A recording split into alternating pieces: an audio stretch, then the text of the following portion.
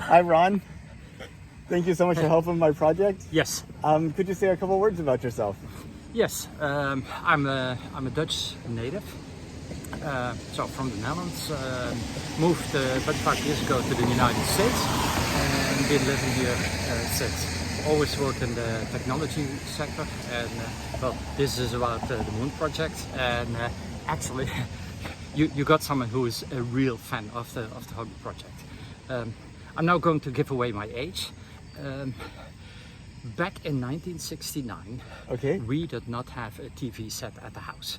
We knew that, well, my dad knew that the moon landing was coming up, so he decided to convince his father that he needed a new TV set. Oh, And he before said- the landing. Yeah, and he told his father that, oh, you need a color TV set. So, and my dad was happy to accept the hand-me-down black and white TV set. Oh, wow, brilliant. So that is exactly what happened. So my grandfather got a new color TV set, we got our TV set. Side note, my grandfather was very disappointed when the moon landing was broadcasted in black and white. Oh, and he wow. goes, why the hell did I get a brand new color TV set? But anyway, he got a color TV set. And I remember the moon landing was around 4 a.m. European time or Netherlands time. And I'm the third one of 4 boys. My kid brother, he was too young at the time. So my dad got the 3 eldest out of bed, put us on the couch in front of the TV and said, be quiet, this is history in the making. Oh, wow. And so I watched the moon landing live. Obviously, I've seen it many times since, but yeah. And another little fun fact, when we moved to Houston back in 2000, I was driving an Opel Omega. So Opel Omega, Opel is the European branch of General Motors. Oh, okay. And so the Opel Omega that I was driving essentially was a rebadged Cadillac Catera. So when we moved here, I had to sell it. I sold it to a friend who had an expanding family, was in dire need of a family vehicle, and I sold it to her for the price that bought me an Omega moon watch. So Oh, wow. I have the same watch that the astronauts wore on the moon. I have the very same watch. And you So still have it today? I have it today, and that one is going nowhere. That stays with me till the end of the day. What were you thinking as you saw the moon landing? Well, I don't know what I was just flabbergasted. And I remember as a kid, I walked out more than once and looked at the moon and I thought I'd be able to see those people. Obviously, that was kid thinking. I never saw it, but I was just flabbergasted. And I know when then, short time later, the Apollo 13 mishap happened. I mean, I literally couldn't sleep. Oh, really? Yeah, I was thinking about those people all the time, and you know, and again, I'm a big of a, well, call me a nerd, but the whole moon landing and everything with it, I was just fascinated by it all. Did you have the feeling that today it's just like astronauts going and at some point everyday people would go, or did that not cross your mind?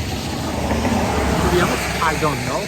I hope that everyday people will not go, because who is going? It's not everyday people. It's the rich, and you know. And I don't think that should become their personal playground and bragging rights, like, oh, I've been to the moon, because there is a lot of everyday people who would love to go to the moon and who will never be able to do so. Plus, I think the moon is still kind of pristine, and if you look at what a mess we've made here, I don't think we should expand our mess to the rest of the universe. But that is my 2 cents on it. So what do you think about us going back to the moon now? Well, I want to say, what took us so long? Okay. Because it is, 1969, 55 years ago, and why haven't we been back? Obviously, there is people who say, well, we never really went to the moon, so that's the reason why we never went back. I go like, okay, and why did that laser beam come back? That we bounced off that radar reflector that's sitting on the moon? Right? Yeah.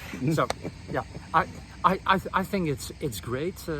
I wonder if you do, because again, if you go back in time and think about how many unknowns there were when we did go to the moon, and the astronauts actually didn't know if they would be able to lift off from the moon's surface, whether they would be able to escape the gravitational field. They didn't know how the whole thing with turning the thing around and reconnecting with the orbiting part and then going back. So I mean, so and these people still did it. Today, I think we have become really, really risk averse, and we will not go unless we know 100% for sure that yes, we're going back to the moon. We will be able to lift off from the surface. We will be able to get those people back. Do you think that calculus changes if China is like seriously close to doing it or has done it? That is an interesting question, and I've been thinking about it quite a bit. I honestly don't know, because I mean, the space race has run. It is clear who won the space race. So in that sense, if China goes, then it's almost a so what. On that note, I have to say I applaud them for having landed their vehicle on the dark side of the moon. And you know, that is essentially an unexplored bit of the moon. It's a piece that we don't see. Yes, NASA has seen it. You've probably seen that compilation of I don't know how many thousands of satellite shots every time they went behind the moon and then took all those pictures and made a video out of it, so we can see the dark side of the moon now. Whenever you think about the future of humanity, like a couple of hundred years in the future, do you think we're still only on one planet, or do you think we're multi-planetary and have people living their lives on other places? Personally, I think we will be on one planet only, because really, if you look at what is the distance of the closest planet to Earth that has potentially conditions that would sustain human life, I don't think it's going to happen. But then, what do I know, right? If you could, would you take a trip to space? Yes.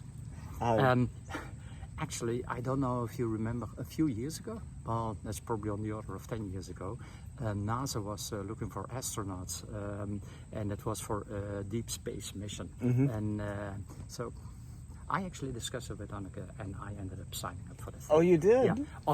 Obviously, I mean, I qualified. You know, I checked all the boxes, and sure enough, I qualified. But I got a note from them back saying I was number 35,000 something, and they were looking for maybe 100 or so that they put through training and then actually send off. But yeah, I mean, even if you know that you're not coming back, I mean, obviously, you have to wait. But I mean, it's quite literally the adventure of a lifetime. So. Well, Ron, thank you so much for your time. You're most welcome. Run, but it's such so fortuitous to actually get to run into you. Yeah. So. Well, you're welcome. And give me the link to the. Sure.